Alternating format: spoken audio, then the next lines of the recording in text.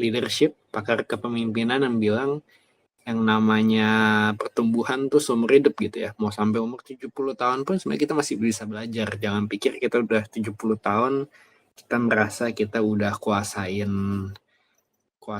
apa ya, skill kita gitu ya. Sebenarnya kalau mau diasah lebih bisa lagi gitu ya. Musisi yang udah biasa, kalau pianis umur 70 tahun itu biasa skill udah kayak orang gila tuh ya. Kalau teman-teman yang ngerti musik gitu, biasa mungkin belajar dari umur 5 tahun mungkin. Nah, ketika dia udah umur 70 tahun, nah itu dia udah latihan 65 tahun, kalau emang ditekunin di situ, itu pasti jago banget gitu ya. Jagonya tuh jago banget gitu. Nah, tapi kalau dia udah merasa puas umur 70 juga, misalnya skillnya udah bagus sih segini, dan dia nggak dalamin lebih lagi, ya mungkin ya sayang gitu ya. Sebenarnya dia bisa ya, manusia tuh selalu punya kemampuan ya, emang dikasih Tuhan gitu ya, punya kemampuan buat terus ngembangin diri. Nah, jadi kita akan belajar hari ini bagaimana jadi orang yang berkembang secara berkelanjutan gitu ya. Nah, kita buka dengan ayat ini, 2 Tawarikh 25 ayat 14 sampai 16. Nah, ini jadi tentang Raja Amazia ya. Ketika Amazia kembali setelah mengalahkan orang-orang Edom itu, ia mendirikan para allah Bani Seir yang dibawanya pulang sebagai allahnya. Ia sujud menyembah kepada allah-allah itu dan membakar korban untuk mereka. Maka bangkitlah murka Tuhan terhadap Amazia. Ia menyuruh seorang nabi kepadanya yang berkata, "Mengapa engkau mencari Allah sesuatu bangsa yang tidak dapat melepaskan bangsanya sendiri dari tanganmu?" Ya, itu teguran yang masuk akal ya. Ngapain cari Allah suatu bangsa yang nggak bisa lepasin bangsanya sendiri dari tanganmu? Nah, waktu Nabi sedang berbicara, berkatalah Amazia kepadanya, "Apakah kami telah mengangkat engkau menjadi penasihat raja? Diamlah, apakah engkau mau dibunuh?" Lalu diamlah Nabi itu setelah berkata, "Sekarang aku tahu bahwa Allah telah menentukan akan membinasakan engkau, karena engkau telah berbuat hal ini dan tidak mendengarkan nasihatku." Nah, jadi di sini kita bisa lihat ada satu raja, ya ini lucu ya teman-teman. Jadi dia naklukin satu bangsa, ya. Dia naklukin satu bangsa, terus dia mau nyembah Allah si bangsa yang ditaklukin ini, kan lucu ya. Nah, makanya Nabi juga bilang, ya lewat seorang Nabi, Tuhan bilang, "Ngapain sih lu sembah-sembah Tuhan yang nggak bisa nyelamatin bangsa yang lu barusan taklukin gitu? Kan ya ngapain gitu? Kenapa nggak sembah Tuhan aja?" Nah, tapi yang menarik responnya itu ya. Ya, "Apakah api telah mengangkat engkau menjadi penasihat raja? Udah diem aja ya. Mau dibunuh emangnya?" Nah, kira-kira gitu ya. Nah, ini jadi punya keangkuhan. Nah, memang yang namanya kritik nggak selalu benar ya teman-teman ya. Nggak semua kritik yang datang ke kita nggak selalu pasti benar ya. Tapi bukan artinya semua kritik kita tolak mentah-mentah gitu. Nah, ini adalah salah satu orang yang sangat sombong, yang sebenarnya dikasih teguran yang sangat masuk akal ya. Teguran yang masuk akal yaitu, "Ngapain sembah Allah yang nggak bisa lepasin bangsa sendiri?" Itu teguran yang sangat masuk akal, tapi dia nutup dirinya dan nggak mau dikritik gitu ya. Anti kritik sekali. Akhirnya kalau teman-teman ikutin ceritanya, Amazia ini ya jatuh ya, akhirnya ya jatuh karena dia ngelakuin hal ini. Nah, bedakan sama ini seorang raja yang nggak bisa ditegur seorang nabi. Ya, bedakan sama yang satu ini, 2 Samuel 12 ayat 13 ya. Ketika Daud rebut Batsheba dan bunuh suaminya Batsheba dan akhirnya nikahin Batsheba, ditegur Nabi Nathan. Nah, setelah ditegur sama Nabi Nathan, nah lalu berkatalah Daud kepada Nathan, "Aku sudah berdosa kepada Tuhan." Ya. Dan Nathan berkata kepada Daud, "Tuhan telah menjauhkan dosamu itu, engkau tidak akan mati."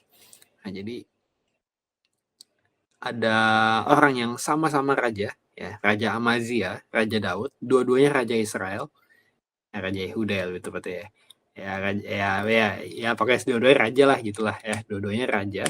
Ditegur sama nabi juga, ya, satu Nabi Nathan, satu nabi tadi, ya. Responnya jauh beda.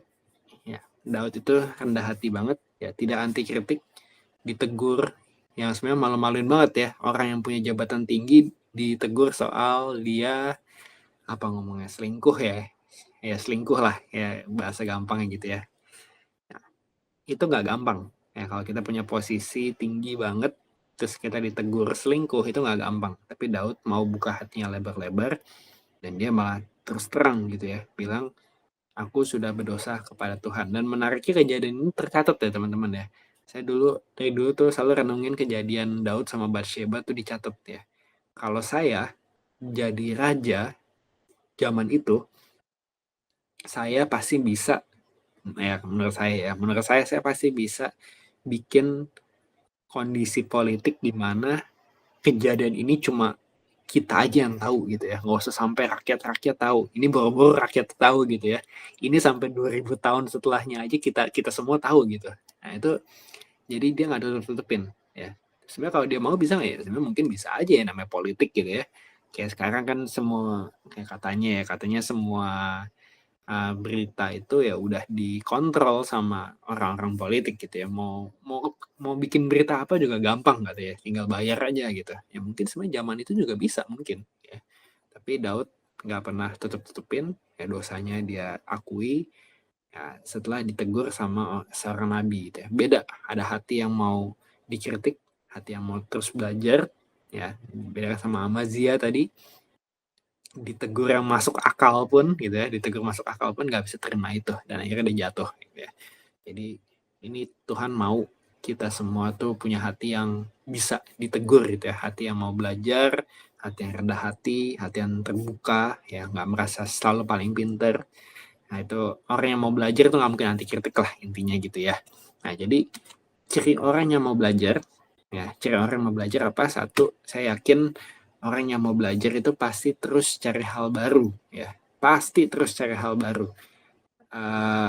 Ada satu ada satu cerita gitu ya, ada satu cerita di mana peneliti ikan gitu ya, ada laboratorium peneliti ikan, dia sewa orang yang baru gitu ya, bukan sewa, dia hire ngangkat seorang peneliti baru masih muda, terus sama seniornya dibilang, ini ada ikan, kamu teliti, kamu dapetin apa aja. Nah si peneliti muda ini teliti semua tuh, udah nih saya dapetin ikan ini begini. Nah besoknya seniornya kasih ikan lagi, coba kamu teliti.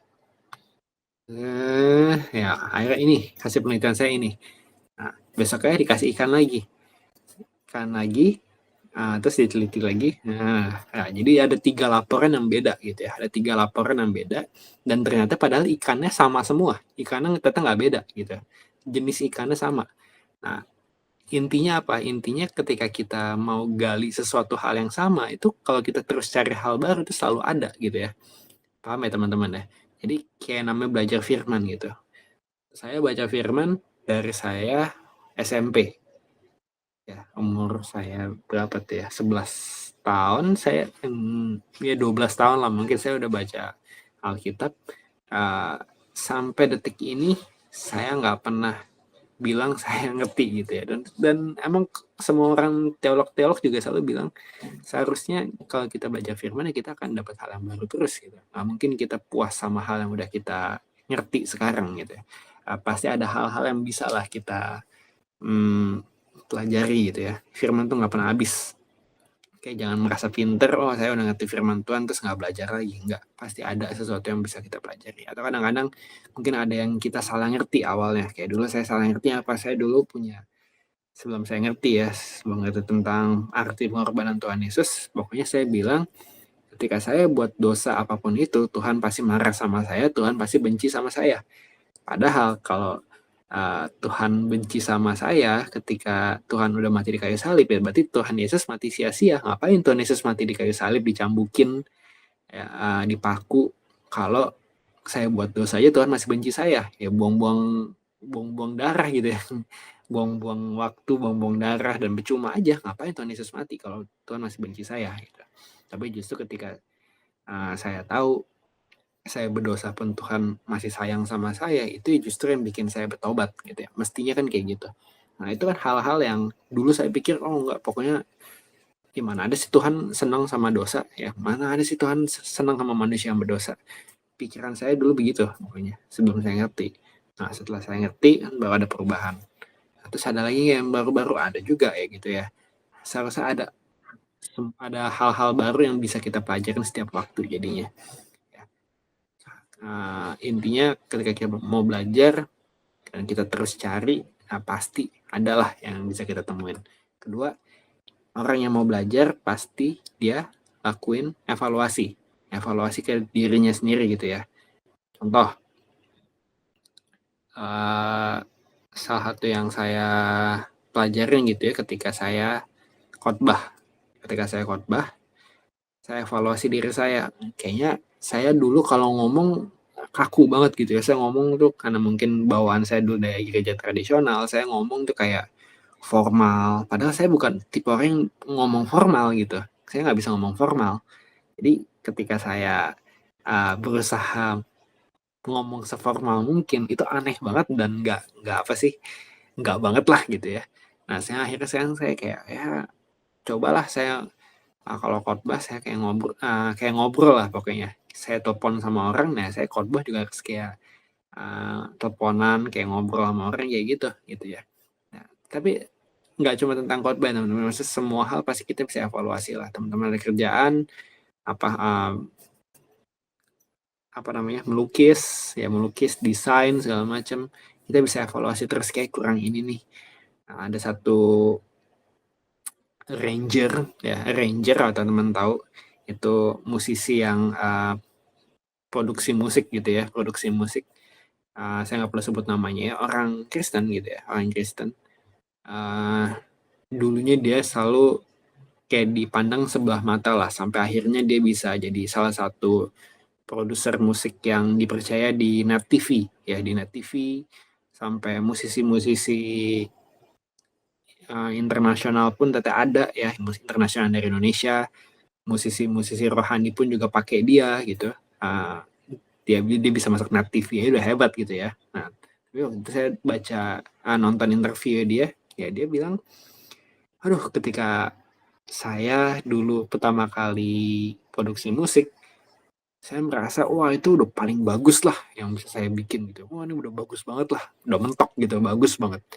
Nah tapi setelah 5 tahun saya denger ulang yang saya buat 5 tahun lalu, saya langsung pas denger tuh kayak aduh kok bisa sih saya buat musik separah ini gitu ya.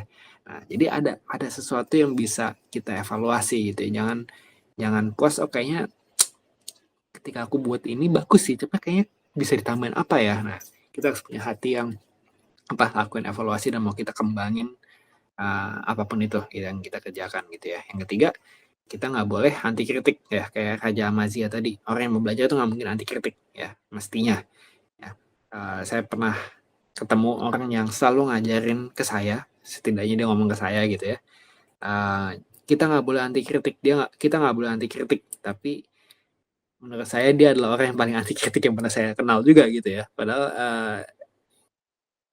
pokoknya dia kalau dia ngomongin apa nggak bisa dengerin lah gitu ya, sampai mentor sendiri ya akhirnya bilang gitu, padahal dia selalu ngajak jangan anti kritik gitu. Akhirnya saya waktu itu belajar, oke, saya nggak mau gitu juga gitu ya. Nah, saya juga orang yang cukup keras, jadi saya belajar tuh ya ketika saya ditegur, walaupun kadang-kadang saya nggak suka gitu ya, tapi ya udah saya bawa ke Tuhan, aku bawanya tegur gini, aku nggak suka gitu, tapi bener gak sih sama aku begitu.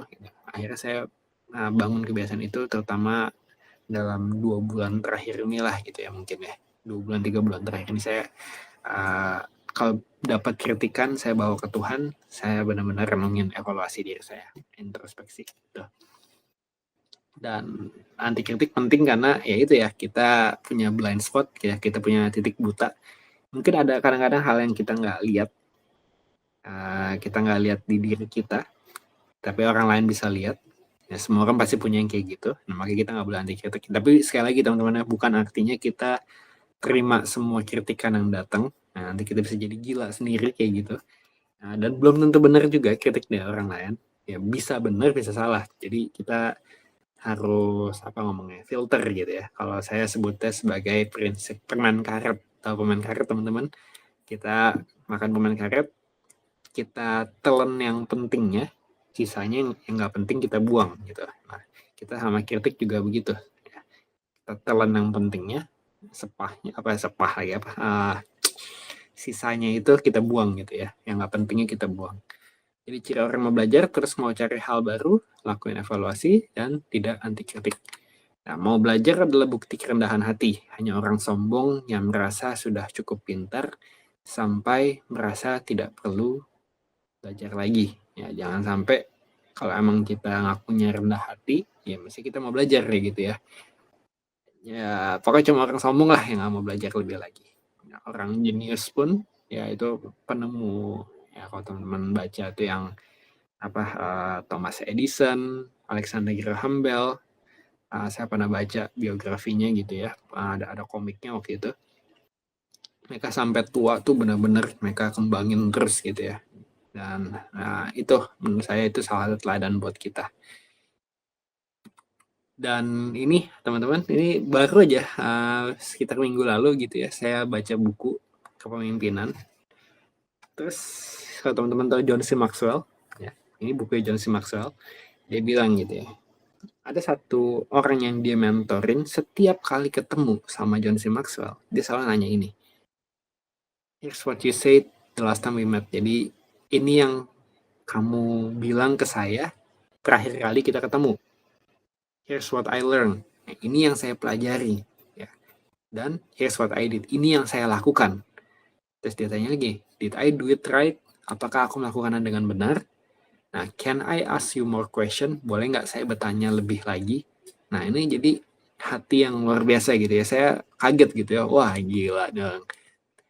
Benar-benar respect mentornya gitu ya. Jadi ketika ketemu mentornya, ya dia langsung tanya, ini yang terakhir kali kamu bilang ke saya, ini yang saya pelajari, ini yang saya lakukan, benar nggak sih yang saya lakuin? Dan saya boleh tanya lebih lagi nggak? Ya. Jadi itu adalah orang yang emang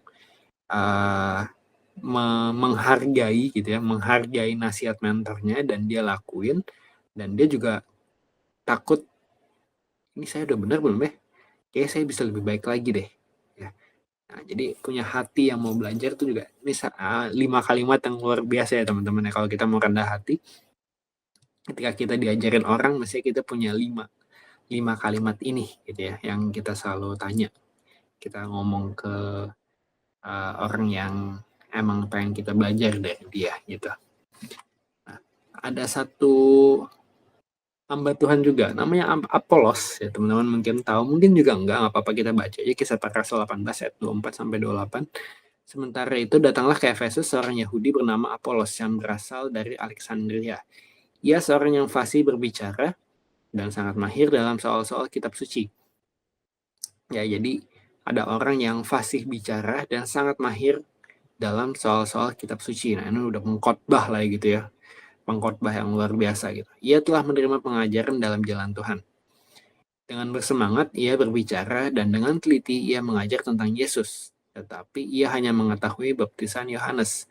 Ya, jadi dia punya semangat ngajarin jalan Tuhan, semangat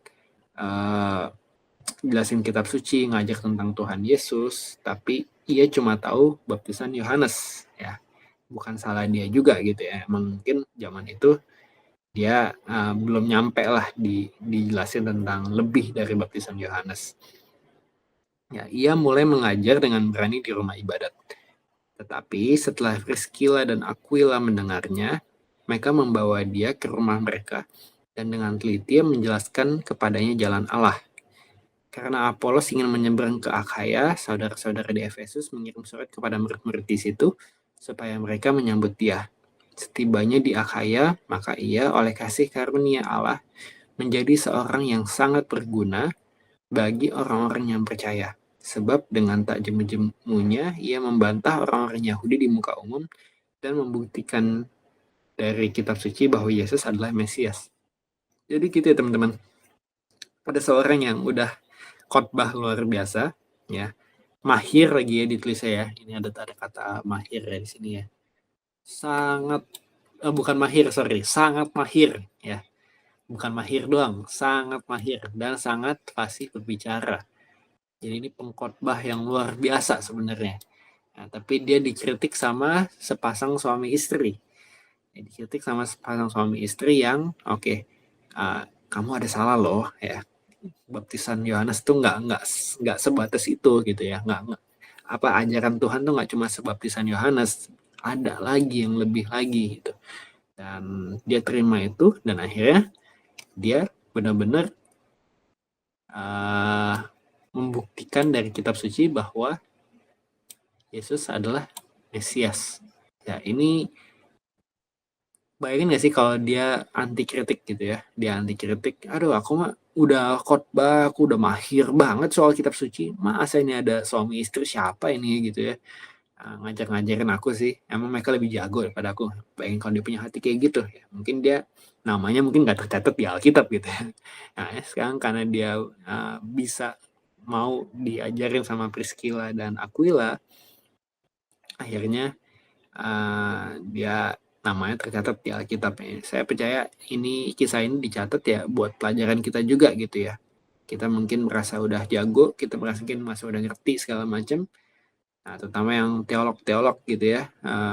Mungkin masuk udah ngerti lah kitab suci segala macam, tapi bisa nggak kita terima kalau dikritik orang gitu. Nah, ini bahaya dalam pelayanan gitu ya sebenarnya ya, dalam dunia pelayanan ada hamba-hamba Tuhan yang susah banget dikritik ya. Jangan sampai kita jadi salah satu orang yang kayak gitu, susah dikritik, akhirnya kita malah jadi ya antar nggak berkembang atau mungkin malah jadi sesat gitu ya, bisa juga gitu ya. Nah, jadi hati-hati ketika kita merasa sudah hebat dan mungkin emang benar kita sudah fasih, kita mahir, hati-hatilah kalau ke situ.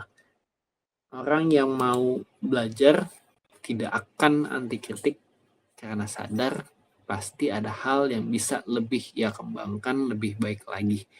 Nah, Apolos itu ngebuktiin gitu ya. Mungkin ya dalam hati dia tahu oke, sebenarnya pasti di firman Tuhan ada lebih lagi nih. Nah, mungkin dia punya hati kayak gitu dan akhirnya ketika Priscilla dan Aquila ngajarin dia lebih lagi, dia bisa kembangin itu lagi ya. Nah, hal apa sih jadi yang perlu kita kembangkan? Nanti kan kita udah belajar gitu ya. Kita harus punya hati yang mau belajar, berkembang lebih lagi. Nah, tapi hal apa sih yang perlu kita kembangkan? Saya kasih 4 poin, dan setelah 4 poin ini saya selesai. Singkat aja, ya 1, keintiman. Ya, kita perlu kembangin keintiman kita sama Tuhan. Terus kita perlu kembangin pengetahuan firman kita. Ya. Terus kita perlu kembangin karakter kita. Terus yang keempat, kita perlu kembangin soal melayani jiwa. Nah, udah 4 ini aja. Kita bahas satu persatu. 1. Keintiman. Apakah keintiman kita dengan Tuhan semakin dalam dari hari ke hari? Ya. Ini kalau kita mau ngomongin hati yang belajar, ya keintiman itu bisa loh kita lebih dalam lagi gitu ya. Jangan pikir kita udah kita udah intim sama Tuhan terus sudah mentok sampai situ. Enggak, kita bisa lebih intim lagi. Keintiman paling mentok menurut saya adalah gimana kita benar-benar bisa connect sama Tuhan sepanjang waktu, bahkan kalau tidak pun bisa connect sama Tuhan ya. Sejauh saya yang tahu, saya belum kenal orang kayak gitu sih ya, tapi saya pengen kalau bisa kayak gitu. Jadi intinya, apakah keintiman kita dengan Tuhan semakin dalam dari hari ke hari? Lukas 5 ayat 15-16. Nah, tetapi kabar tentang Yesus semakin jauh tersiar dan datanglah orang banyak berbondong-bondong kepadanya untuk mendengar dia dan untuk disembuhkan dari penyakit mereka. Akan tetapi ia mengundurkan diri ke tempat-tempat yang sunyi dan berdoa. Ya, kalau Tuhan Yesus aja sesibuk-sibuknya dia masih mengundurkan diri ke tempat-tempat yang sunyi dan berdoa, siapa kita manusia biasa yang nggak mau mengundurkan diri ke tempat-tempat yang sunyi dan berdoa? Nah, itu adalah salah satu kesombongan manusia. Makanya kalau kita nggak berdoa, jam 2 kita berantakan, itu adalah bukti kesombongan kita. Kita merasa secara nggak langsung ya, secara nggak langsung artinya kita mengatakan kita lebih hebat dari Tuhan Yesus. Karena Tuhan Yesus aja lakuin, kita merasa nggak perlu lakuin itu. Nah, itu bahayanya manusia yang tidak berdoa. Ini ayat yang negur saya secara pribadi. Saya pikir teman-teman harusnya tertegur juga sama ayat ini. Ya, kalau kita mau lebih intim sama Tuhan, kita harus bisa mengundurkan diri ke tempat yang sunyi dan berdoa, sesibuk apapun kita. Ya, ada orang yang sibuk di dunia kerja, bahkan ada orang yang terlalu sibuk di dunia pelayanan. Ya, ngomongnya sibuk pelayanan, padahal jam doanya sangat berantakan. Nah, itu harus hati-hati gitu ya.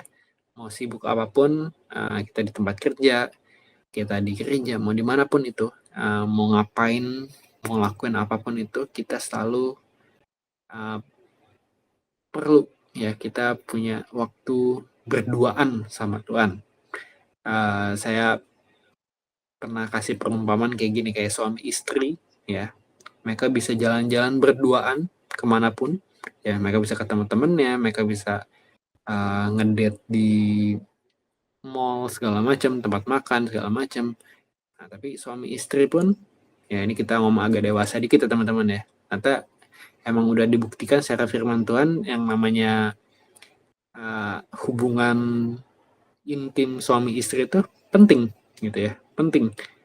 Jadi makanya orang suami istri yang katanya udah jarang gitu ya, udah jarang lakukan hubungan intim, ya mereka nggak akan intim banget gitu ya, karena emang Tuhan ciptain hubungan intim gitu ya untuk intim gitu ya.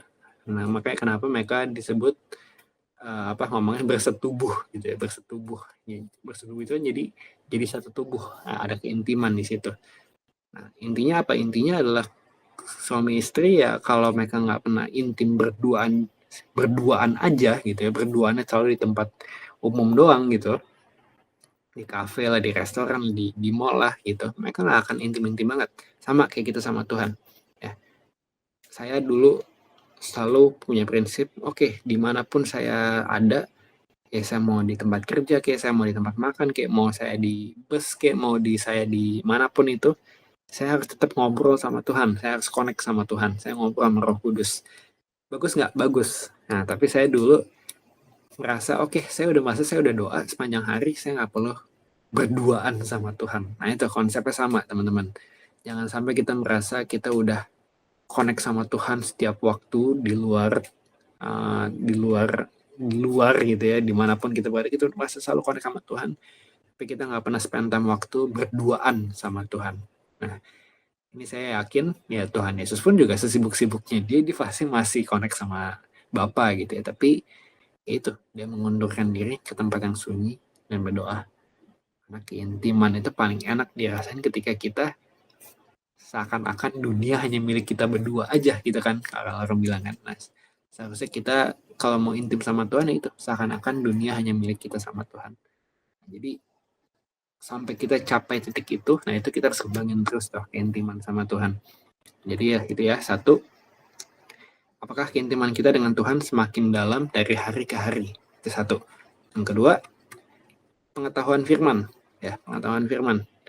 Apakah kita semakin mengenal firman Tuhan dari hari ke hari? Kemarin saya ketemu satu coach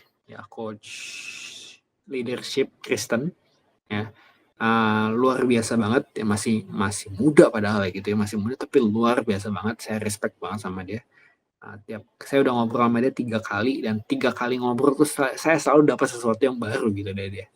Jadi luar biasa banget orangnya. Dan kemarin dia bilang ke saya gitu, ada satu pendeta yang terkenal tapi memang bukan yang kuat di teologi gitu ya, dan dia pernah ngajar satu hal dari Alkitab yang jauh dari konteksnya. Ya, jauh dari konteksnya. Dan ternyata bukan cuma dia doang yang ngomong, banyak lah ngomong gitu ya. Apa yang ngerti teologi banyak lah ngomong, ini orang baik, dipakai Tuhan, punya kuasa segala macam. Cuma memang secara teologis dia kurang gitu ya. Nah, menariknya nih, kemarin pas dia cerita ke saya, dia bilang, saya pernah dengar dia ngomong kayak gini nih, si pendeta ini gitu ya. Dia ngajarin dari ayat ini, tapi nyambungnya, ngertiinnya tuh udah ke topik yang lain lah, yang nggak ada hubungan sama ayat ini gitu. Nah, terus dia tambahin aja kata-kata, saya ingat 5 tahun lalu saya pernah khotbahin ini juga. Ya, saya yakin ini pesan yang pas buat Bapak Ibu Saudara saat ini juga gitu ya. Jadi dia 5 tahun yang lalu udah ngaco, diulang lagi ya, dan merasa dia ngerti lah gitu ya, ngerti Ini hal yang benar, 5 tahun yang lalu saya khotbahin hal yang benar, makanya saya mau khotbahin lagi gitu.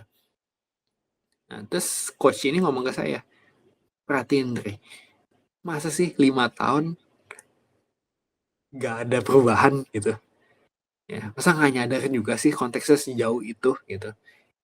Ya memang mungkin juga belum sadar gitu ya, mungkin belum sadar, tapi kelihatannya sih memang nggak mau berubah gitu, kelihatannya ya kita nggak ada yang tahu ya, tapi intinya kita nggak usah ngomongin dia, kita ngomongin ini aja nih. Seharusnya ketika kita semakin mengenal firman Tuhan, seharusnya ada perubahan kayak saya tadi gitu ya. Dulu saya pikir Tuhan pasti benci saya ketika saya buat dosa. Ketika saya semakin belajar firman Tuhan, ternyata pengorbanan Tuhan Yesus tuh kayak gitu ya. Ya. Justru ketika kita sadar kasih Tuhan itu yang membuat kita tobat ya. Nah, masa Tuhan malah jauhin kita sih, padahal ketika kita mau lepas dari dosa seharusnya kita makin dekat sama Tuhan. Tapi masa ketika kita buat dosa Tuhan malah jauhin kita, ya gimana caranya gitu ya. Padahal dengan kita mendekat kepada Tuhan sama kayak deklarasi kita gitu ya. Kalau kita mendekat sama Tuhan, kita pasti menjauhi dosa juga. Nah, hal-hal kayak gitu teman-teman, itu kan jadi pengetahuan kita akan firman Tuhan seharusnya makin berkembang gitu ya. Jangan kita percaya apa, ya kecuali percaya tuh Yesus sebagai Tuhan gitu, jangan berubah itu ya. Tapi jangan sampai pengetahuan tentang firman Tuhan kita dari 5 tahun lalu sampai detik ini sama aja gitu ya. Jangan sampai kayak gitu. 5 tahun lalu itu berarti 2019 gitu ya. Nah, kalau saya ingat-ingat, pengetahuan teologis saya dari tahun 2019 sampai ke tahun 2024 ini benar-benar ngalamin perkembangan gitu ya. Benar-benar ngalamin perkembangan kalau saya. Nah, teman-teman bisa kenangin sendiri 5 tahun lalu sama tahun ini ada perkembangan nggak sih? Atau jangan-jangan sama aja? Hati-hati. Ya, hati-hati. Jangan-jangan kita nggak mengenal firman Tuhan dari hari ke hari lebih dalam lagi. Ya. Kisah para Rasul 17 ayat 10 sampai 11. Nah, tapi pada malam itu juga segera saudara-saudara di situ menyuruh Paulus dan Silas berangkat ke Berea. Setibanya di situ pergilah mereka ke rumah ibadat orang Yahudi. Orang-orang Yahudi di kota itu lebih baik hatinya daripada orang-orang Yahudi di Tesalonika, karena mereka menerima firman itu dengan segala kerelaan hati dan setiap hari mereka menyelidiki kitab suci untuk mengetahui apakah semuanya itu benar demikian. Nah, ini adalah satu ayat yang sering dipakai ketika mau negur orang yang pendetanya khotbah apa, percaya-percaya aja gitu ya teman-teman ya.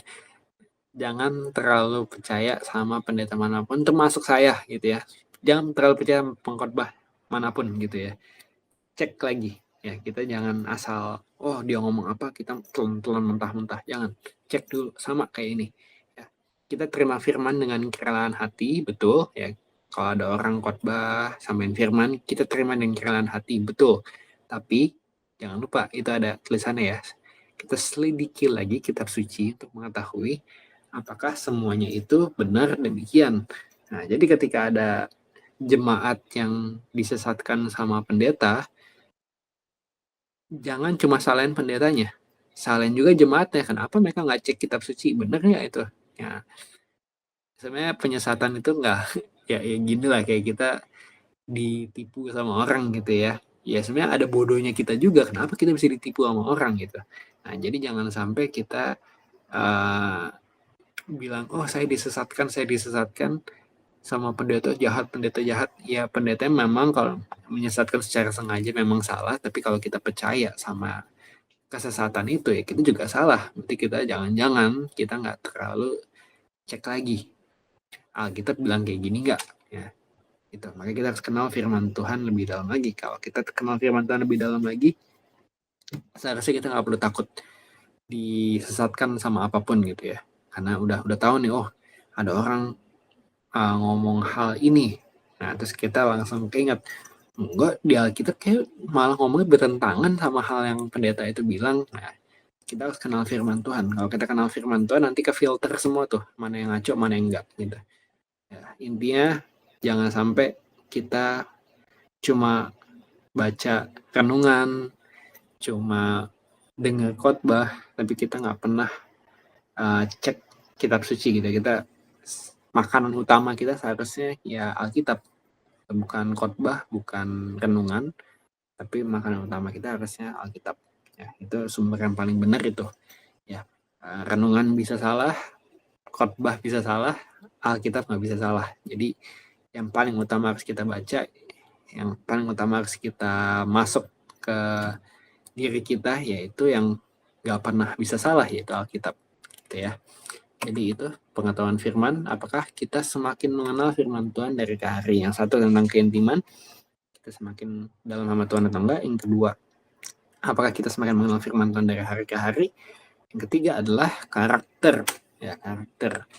Apakah kita semakin memiliki karakter Kristus dari hari ke hari? Matius 5 ayat 48. Karena itu haruslah kamu sempurna, sama seperti Bapamu yang di surga adalah sempurna. Nah, kata sempurna ini dari bahasa Yunani itu teleos, ya teleos. Artinya itu komplit, ya komplit itu apa? Lengkap gitu ya, lengkap secara pertumbuhan. Bahkan di definisinya itu ada tentang mental dan moral, ya mental dan moral, karakter, ya itu jadi lengkap gitu ya. Nah, kata sempurna tuh didefinisikan sebagai itu, ya mental, moral, pertumbuhan, karakter itu lengkap, pokoknya komplit. Nah, jadi kemauan Tuhan Yesus, ini Tuhan Yesus yang ngomong gitu ya, kita harus komplit, ya kita harus komplit sama seperti Bapa, ya komplit dari si karakter juga. Nah, kalau karakter kita nggak ada ngalamin perubahan dari hari ke hari gitu ya, dari zaman dulu sampai sekarang bilang aku mah udah diciptain begini, ya maksudnya mau ngatain Tuhan ciptain barang cacat gitu, enggak kan ya. Memang setiap orang punya karakter nggak baik, saya pun ada pastinya, tapi bisa nggak kita ubah itu? Ya, pasti bisa, ya pasti bisa. Nggak ada yang bilang kalau apa dulu saya pernah dengar ada orang ngomong kayak gitu ya, gitu ya, apa kalau udah di atas umur 30 tahun mau ngubah tuh susah, ngubah karakter susah, udah kepatok. Saya nggak percaya, ya saya nggak percaya. Dalam Tuhan semua pasti bisa berubah, masalahnya orangnya mau atau enggak aja ya. Kalau mau berubah pasti bisa ya. Sama kayak apa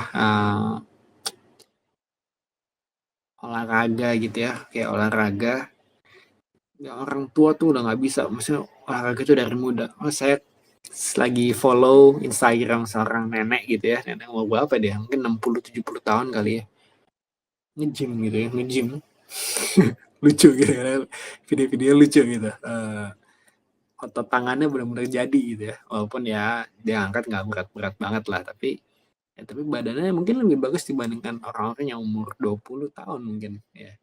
Jadi nggak ada kata terlambat lah buat berubah gitu ya. Apapun itu, mau karakter, mau fisik, mau apapun itu sebenarnya bisa kita kembangin terus ya. Kita bisa semakin komplit dalam Tuhan. Karakter, saya ngalamin pertumbuhan karakter sejauh yang saya tahu setahun ini, bukan tahun ini sorry, 3 bulan terakhir ini saya berasa saya semakin sabar gitu ya.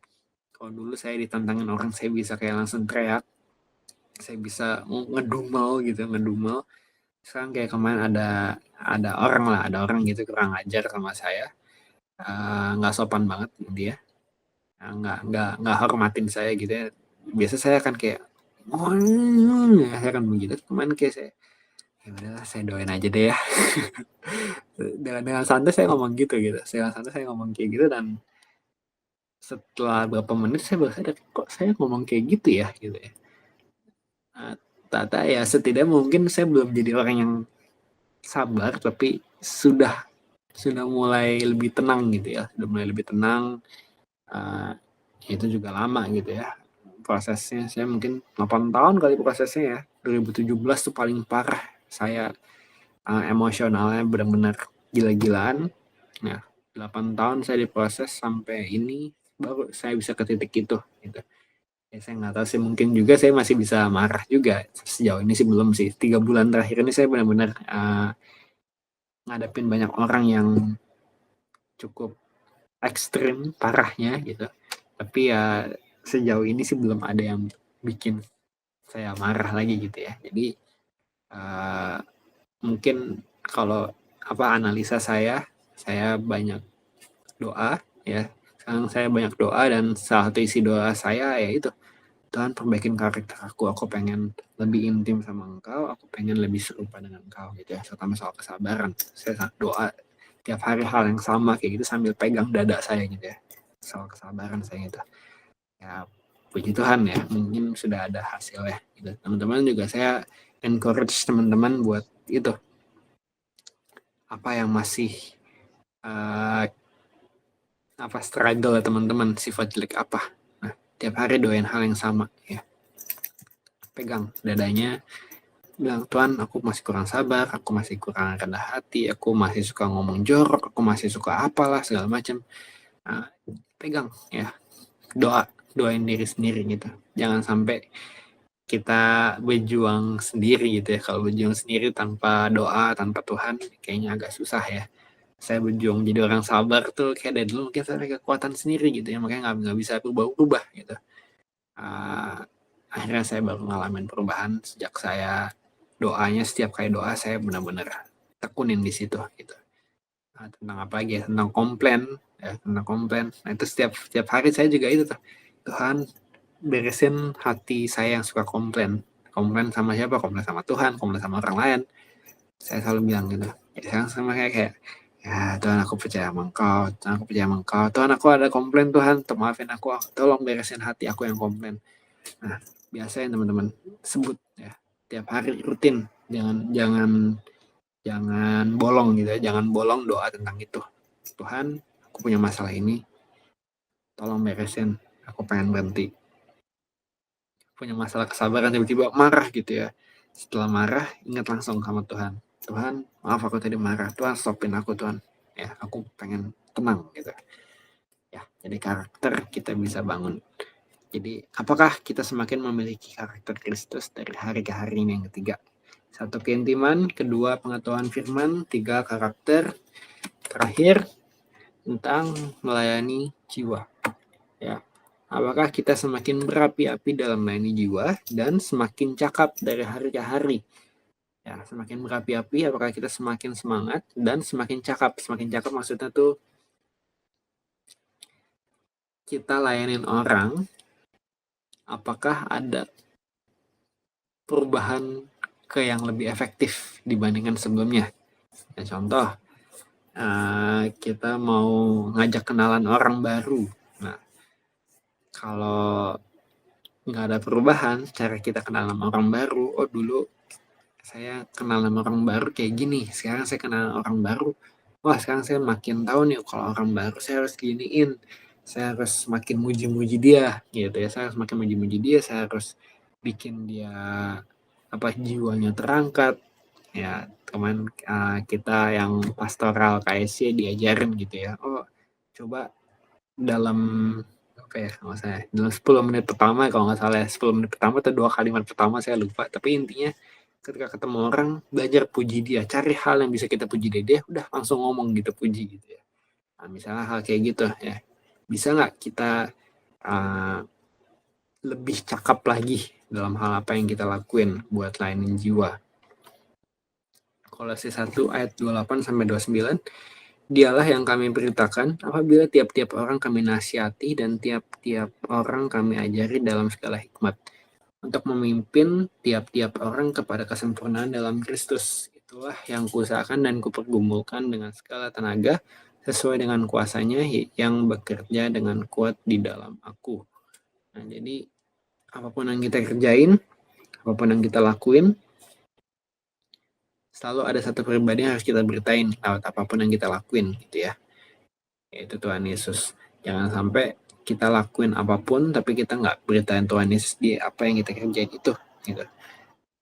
Intinya hidup kekristenan yang selalu saya pegang adalah itu, bangun keintiman pribadi sama Tuhan. Yang kedua, apapun yang kita lakuin kita bawa Tuhan di situ ya. Teman-teman mungkin bukan full time, nggak full time pelayanan, teman-teman masih kerja di tempat kerja masing-masing ya. Iya, saya juga masih kerja di tempat kerja saya gitu ya. Nah tapi tujuan kita mau dimanapun itu ya, kita harus bawa Tuhan Yesus di setiap pekerjaan kita. Bahkan kerjaan yang mungkin nggak ada nyambung-nyambungnya gitu ya, misalnya jadi dokter, apa hubungan dokter sama beritain Tuhan Yesus? Terutama pasien kan nggak selalu Kristen gitu ya. Tapi ya saya tahulah ada dokter yang tiap kali vonis orang sakit, dia izin doain gitu ya, izin doain. Saya doain pakai iman saya, boleh nggak? Saya pengen doain segala macam.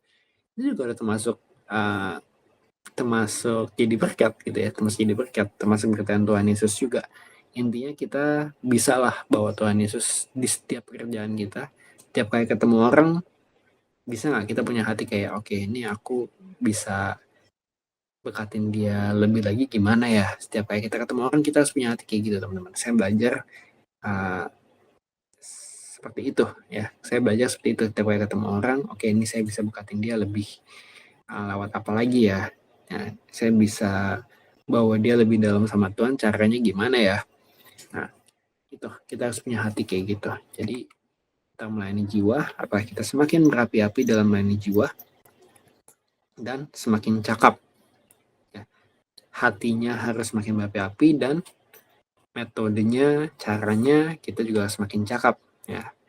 Ya mungkin ujung-ujungnya ya ke ilmu komunikasi ya, ilmu leadership juga, ilmu kepemimpinan, ilmu komunikasi sama ilmu kepemimpinan. Seharusnya kita makin belajar itu dan seharusnya kita juga makin cakap dari hari ke hari. Gitu teman-teman. Jadi hal yang perlu kita kembangkan ada keintiman, pengetahuan, firman, karakter, dan melayani jiwa. Jadi 4 hal ini yang menurut saya kita perlu kembangin banget. Kita harus makin intim sama Tuhan ya. Makin dalam sama Tuhan, terus kita juga harus makin kenal firman Tuhan ya. Jangan sampai kita punya pemahaman yang kurang tepat tentang firman, terus udah sampai selamanya kita percaya hal itu doang. Terus gali firman sampai kita tahu, oke, firman ini yang aku percaya ada yang salah nih ya, aku harus belajar lebih lagi segala macam. Karakter ya, cek karakter kita selama 5 tahun terakhir. Nah kalau kita tanya orang, aku tuh 5 tahun terakhir ada perubahan gak sih? Nah kalau orang bilang gak ada perubahan, nah itu hati-hati tuh. Berarti kita emang jangan belum ada perubahan. Pasti ada perkembangan karakter. Terus kita melayani jiwa ya. Makin banyak gak jiwa yang kita layani, punya hatinya lebih lagi nggak, hatinya makin berapi-api nggak, dan makin cakap nggak kita dalam melayani jiwa ya. Ada 4 hal ini. Oke, itu aja teman-teman. Yuk kita tutup dalam doa. Tuhan, terima kasih Tuhan atas kesempatan kami hari ini bisa belajar lebih lagi tentang perkembangan yang lebih berlanjut ya. Kami nggak mau Tuhan hidup kami konstan di hal yang sama. Kami ingin hidup kami terus bisa berkembang Tuhan, semakin serupa dengan Engkau lebih lagi. Kalau ada hal yang mungkin kami sudah puas, kami merasa sudah cukup mahir, kami merasa sudah cukup jago, ya bikin kami Tuhan, bikin kami sadar kalau kami bisa kembangin itu lebih lagi dan lebih baik lagi pastinya. Dan kami mau belajar Tuhan, tadi kami sudah belajar, kami punya hati yang, kami ingin punya hati yang tidak anti kritik, yang terus mau cari hal baru, terus mau introspeksi diri kami, dan kami mau lebih intim sama Engkau lebih lagi Tuhan. Ya, mungkin kami sudah intim sama Engkau, tapi kami mau gali keintiman lebih lagi dengan Engkau. Kami ingin kenal firman-Mu lebih dalam lagi juga Tuhan. Ketika ada pemahaman kami yang salah, biarkan kami belajar itu Tuhan, biarkan kami belajar dan kami tahu apa yang firman-Mu benar-benar katakan. Karakter kami benar-benar ada ngalamin perubahan, semakin serupa dengan Kristus, dan juga kami semakin bisa melayani jiwa lebih berapi-api lagi dan lebih cakap lagi. Kami percaya Tuhan, ketika kami punya hati seorang murid dan kami komit kepada diri kami sendiri, kami ingin belajar dan kami praktekin lebih lagi, kami tahu kami akan semakin menyenangkan hati-Mu dan akhirnya hidup kami benar-benar serupa dengan Kristus. Kami percaya Tuhan, semuanya akan terjadi di hidup kami. Di dalam nama Yesus kami berdoa dan mengucap syukur. Amin.